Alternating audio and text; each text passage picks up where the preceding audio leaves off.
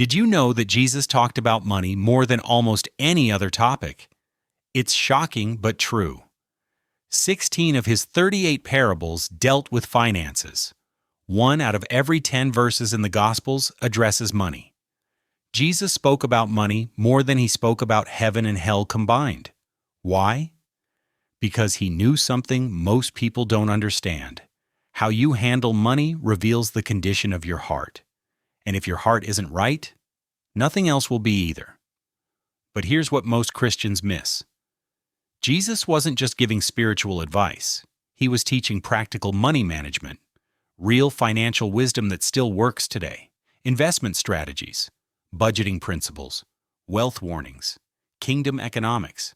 It's all there, hidden in plain sight. So in this video, I'm going to show you 9 specific times Jesus spoke about money management and what he wants you to do with what you've learned. These aren't just nice stories. They're financial instructions from the Son of God. Stay until the end, because teaching number 9 is the one that changes everything. 1. The parable of the talents. Multiply what you've been given. The first time Jesus taught about money management is in the parable of the talents in Matthew 25:14-30. A master gave 3 servants different amounts of money before going on a journey. The first servant received 5 talents, the second received 2, and the third received 1. The first 2 servants invested their money and doubled it. But the third servant, afraid of losing it, buried his in the ground. When the master returned, he rewarded the first 2 servants and condemned the third. Here's what Jesus was teaching. God expects you to multiply what he gives you, not just preserve it. Burying your money, whether in the ground or in a savings account that doesn't even beat inflation, is not stewardship. It's fear. The servants who invested wisely were called good and faithful. The one who played it safe was called wicked and lazy. That's strong language. Jesus is saying that failing to multiply your resources isn't humility, it's disobedience. You don't have to be reckless, but you do have to be productive. Invest, learn, grow, build. Don't just sit on what God gave you. He's watching what you do with it, and he expects a return. Those who multiply what they have will receive more. Those who don't will lose even what they have. That's not my rule, that's Jesus's. 2. The rich fool. Don't hoard. Plan for eternity. The second teaching is the parable of the rich fool in Luke 12:16-21. A wealthy farmer had such a great harvest that he didn't have room to store it all. So he said to himself, I'll tear down my barns and build bigger ones. Then I'll have plenty stored up for years to come. I'll take it easy, eat, drink, and be merry. But God said to him, You fool, this very night your life will be demanded from you. Then who will get what you have prepared? Jesus ended the parable with this. This is how it will be with whoever stores up things for themselves, but is not rich toward God. Here's the lesson. Accumulation without purpose is foolishness. The farmer wasn't condemned for being wealthy or for planning ahead. He was condemned for hoarding everything for himself with no thought of eternity. He built bigger barns, but never built his soul. He secured his retirement, but lost his salvation. Jesus is teaching that wealth without wisdom leads to ruin. You can save, plan, and build, but never forget why you're doing it. Your money should serve God's purposes, not just your comfort. Provide for yourself, yes, but also invest in eternity, because one day you'll leave it all behind, and the only thing that will matter is what you did for the kingdom. 3. Count the cost. Budget before you build. The third teaching is found in Luke 14:28-30, where Jesus says, Suppose one of you wants to build a tower. Won't you first sit down and estimate the cost to see if you have enough money to complete it? For if you lay the foundation and are not able to finish it, everyone who sees it will ridicule you, saying, This person began to build and wasn't able to finish. This is pure financial wisdom. Budget before you start. Jesus is teaching planning, preparation, and realistic assessment. You can't just start projects based on emotion or excitement. You have to count the cost. Do you have the resources? Do you have the time? Do you have the support? If not, don't start. Too many people begin things they can't finish because they didn't sit down and do the math. They buy houses they can't afford. Start businesses without capital. Make commitments without resources. And then they wonder why everything falls apart. Jesus says that's foolish. Wise people plan. They calculate. They prepare. They don't just jump, they look first. This applies to every financial decision you make. Before you buy, count the cost. Before you borrow, count the cost. Before you invest, count the cost. Faith isn't recklessness. It's wisdom with trust in God. Plan well, and God will bless your plans. 4. Render to Caesar. Pay your obligations. The fourth teaching is in Matthew 22:21, when religious leaders tried to trap Jesus by asking if it was right to pay taxes to Rome.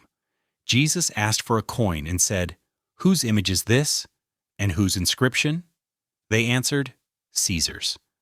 Then Jesus said, "So give back to Caesar what is Caesar's, and to God what is God's." This is a powerful lesson in financial responsibility. Jesus didn't say, avoid taxes. He didn't say, only pay what you feel like. He said, pay what you owe, period. Many Christians want God's blessing but won't meet their earthly obligations. They don't pay taxes honestly. They dodge bills. They ignore debts. But Romans 13:7 echoes Jesus' teaching. Give to everyone what you owe them. If you owe taxes, pay taxes. If revenue, then revenue. If respect, then respect. If honor, then honor. Financial integrity includes paying what you owe, even when you don't like it, even when it's unfair, even when the system is corrupt. Because when you meet your obligations, you honor God. And when you honor God with your finances, He opens doors no man can shut. Stop trying to cheat the system. Pay your taxes. Pay your bills. Keep your commitments. And watch God honor your integrity. 5. The widow's mite. Give sacrificially, not just conveniently. The fifth teaching is the story of the widow's mite in Mark 12:41-44. Jesus was watching people put money into the temple treasury. The rich were giving large amounts, but a poor widow came and put in 2 small copper coins, worth less than a penny.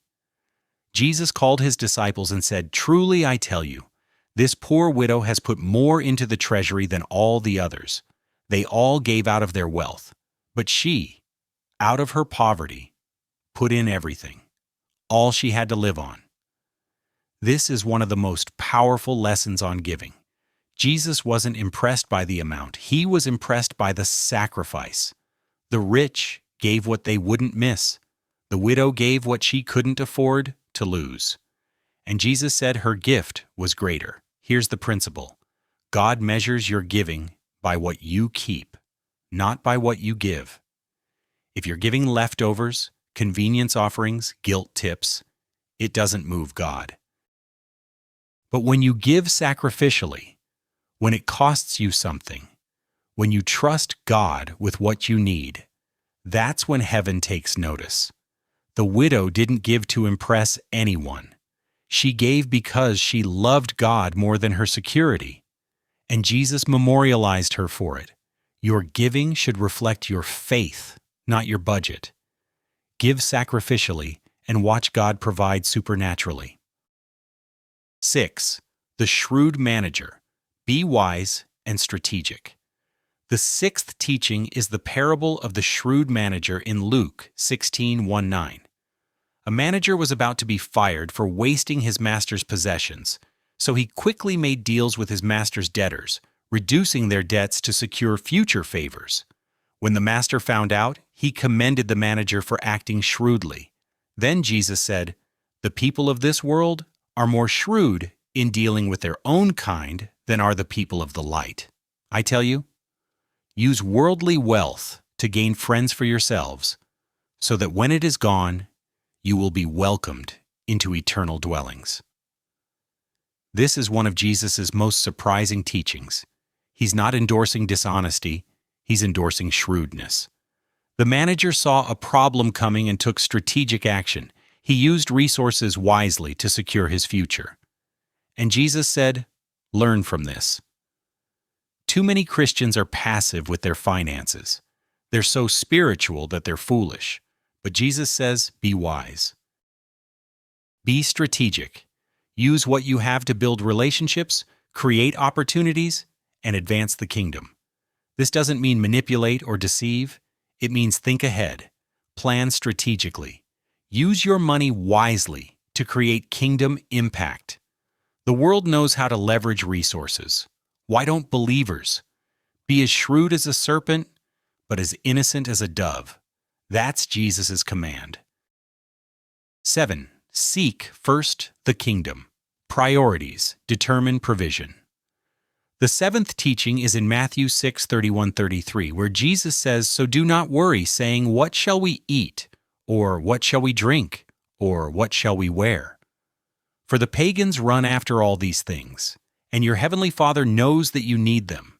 But seek first his kingdom and his righteousness, and all these things will be given to you as well." This is the ultimate money management principle: priorities. Jesus isn't saying don't plan or don't work. He's saying don't make provision your God. When you put God first, truly first, he takes responsibility for your needs. But most people have it backwards. They chase money and hope God blesses it. They prioritize career over kingdom. They sacrifice worship for work. And then they wonder why they're always anxious about finances. Jesus is teaching that provision follows priority. When you seek God's kingdom first, with your time, your talents, your treasures, he guarantees to add everything else. This isn't a magic formula, it's a covenant. God says, "You take care of my business, and I'll take care of yours." But you have to go first. You have to trust him enough to put him before your paycheck. And when you do, he'll provide in ways you never imagined. Your job isn't your source, God is. And when you live like you believe that, everything changes. 8. Store treasure in heaven. Invest in what lasts. The eighth teaching is in Matthew 6:19-21. Do not store up for yourselves treasures on earth, where moths and vermin destroy, and where thieves break in and steal. But store up for yourselves treasures in heaven, where moths and vermin do not destroy, and where thieves do not break in and steal. For where your treasure is, there your heart will be also. Jesus is giving investment advice here. He's saying be smart about where you put your resources. Earthly wealth is temporary. It can be stolen, destroyed, devalued, or lost. But heavenly treasure is eternal. So how do you store treasure in heaven? By investing in kingdom work, by giving to advance the gospel, by helping the poor, by building people instead of just building portfolios. This doesn't mean don't save or invest on earth. It means don't stop there. Diversify eternally. Make sure you're building wealth that outlasts your life. Because here's the truth. Wherever your money goes, your heart follows. If all your investments are earthly, your heart will be earthly. But if you invest in heaven, your heart will be there too. And when you stand before God, the only wealth that will matter is what you sent ahead. So ask yourself, am I building an earthly empire or an eternal legacy? The answer will determine your reward. 9. You cannot serve two masters. Choose God over money. And the ninth teaching, the most important of all, is Matthew 6:24. No one can serve two masters. Either you will hate the one and love the other, or you will be devoted to the one and despise the other. You cannot serve both God and money. This is the foundation of everything Jesus taught about finances. You have to choose. Money makes a terrible master, but an excellent servant. When you serve God, money serves you. But when you serve money, you become its slave. And here's the test. Who do you obey when they conflict? If God says give, but money says keep, who wins? If God says rest, but money says work, who wins? If God says trust me, but money says secure yourself, who wins? Your answer reveals your master. Many Christians say they serve God, but their bank account tells a different story. They're generous when it's convenient, obedient when it doesn't cost too much, faithful when they have extra. But that's not lordship, that's lip service. Jesus is saying you can't have divided loyalty. One will dominate. One will control your decisions, your peace, your purpose. And if money is that one, you've lost, even if you're rich. But if God is your master, you win, even if you're broke, because a life under God's lordship is blessed beyond measure. So make the choice today. Will you serve God and use money, or serve money and lose God? You can't have both. These 9 teachings aren't random lessons. They're a complete financial system. Jesus taught multiplication, eternal perspective, careful planning, honest obligations, sacrificial giving, strategic thinking, right priorities, eternal investment, and undivided loyalty. Every principle you need to manage money biblically is right here. And here's what's amazing.